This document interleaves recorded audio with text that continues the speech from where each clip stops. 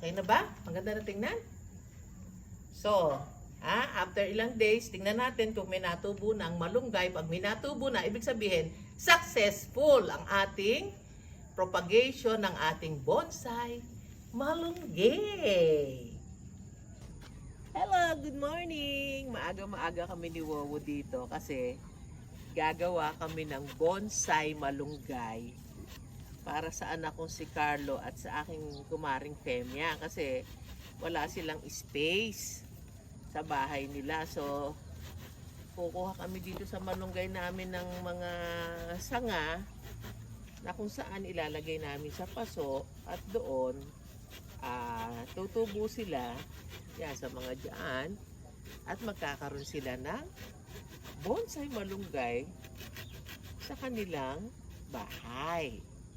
O, diba? O, so ito yung unang, hindi pa. Hindi pa.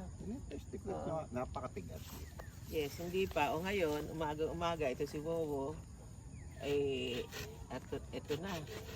Wala ka bang mas malaking ganyan? Pareho din yun.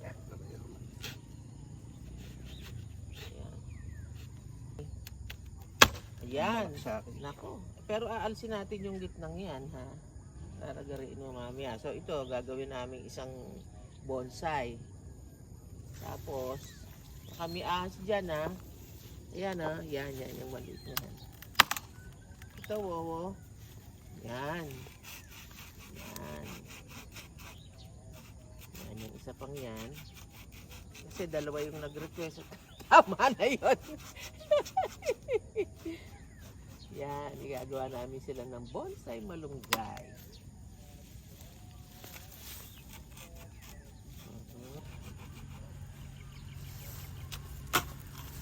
Yan, so itong dalawang to, ang gagawin naming bonsai. Yan. Okay.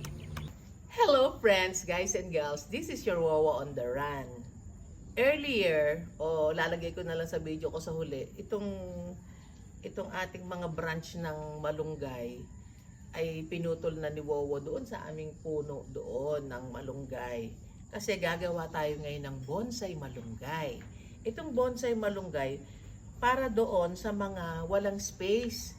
So ang malunggay ilalagay na lang sa paso at doon na lang sila kukuha ng malunggay. So katulad nito, itong branch na to, 'di ba, pinutol namin. Makikita nyo, tumutubo naman yung mga malunggay dyan. So ito nilagari na ni Wowo. Hindi na niya ginandahan yung lagari. Ngayon, usually ako, ini-air dry ko lang to, tapos tinatanim ko na. Ngayon, meron naman mga iba, nilalagyan nila ng black coffee. O hindi gawin natin, para yun wag anuhin ng fungi. Itong ilalim. Yung ilalim lang, ha? Kasi, ayan, lagyan natin ng kape para mag-dry up agad to. Pero, kung mapapansin nyo,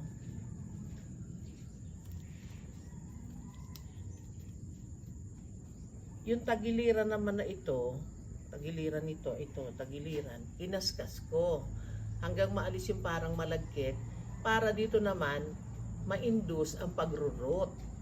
Yung pag-uugat. So ito na, itatanim na natin. Napakadali lang.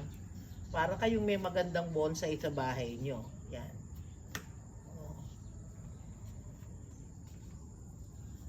Ayun, malambot yung lupa natin pala. Garden soil yan, saka loam soil pinagsama ko. So ganyan lang siyang kadali. Medyo ipit-pit nyo ng konti para establish siya. O, Carlo, okay na ba? Maganda pagkalagay. Tapos, itong mga natubo ng malunggay, tanggalin muna natin, no?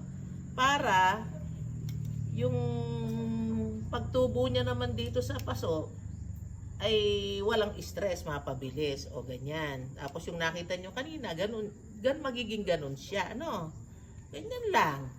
So yung isa, kasi ito, ang nag-request sa akin ito, 2 tao. Si Carlo at saka yung aking kumaring si Femia. Kasi yon, nire-recruit kong advisor ko. Kaya bibigyan ko siya ng bonsai malunggay para din sa loob ng kanyang bahay. Ngayon, paunahan na lang silang dalawa kung alin dito ang gusto nila. So ito, makikita nyo pag ano yan, ganyan ng tubo. Pero aalisin natin yan, ano. Ito, makikita nyo sa tagiliran, kinaskas ko yan para dito nga ma-induce yung rooting.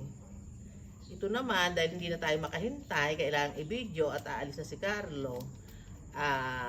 Imbis na air dry, nilalagyan ko na rin ng kape. Actually, itong ilalim na ito, pwede rin yung lagyan ng apog. Yung bang, di ba dun sa mga bahay sa baryo, yung pinaglutuan nyo yung mga kahoy, may apog. Pwede rin yan ilagay nyo dito. Eh, dahil wala tayong apog, black coffee will do. Okay? So, ganyan lang siyang kasimple. Kung meron kayong malunggay dyan, ngayon, ang maganda nito, meron na kayong malunggay sa bahay nyo, may pan-display pa kayo, di ba?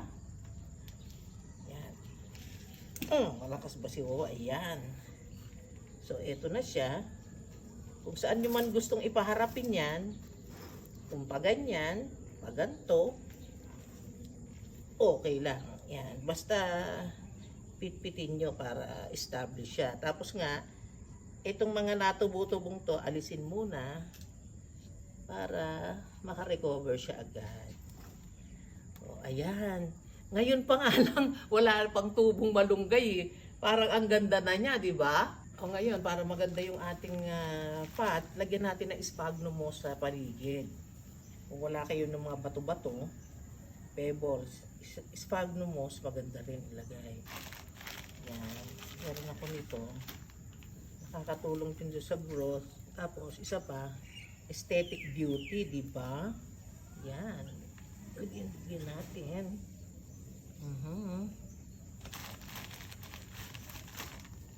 Yan lang, kalat-kalat nyo lang yan. O, itong aking video editor, okay na ba? Okay na ba siya? Pwede na? More. Yan. So, ganyan lang. Parang gumalawa. Yan, lagyan nyo lang para magandang tingnan. Ano? Hindi kitang lupang-lupa. Ang kabila, ganun din. Lagyan natin. Sphagnum moss.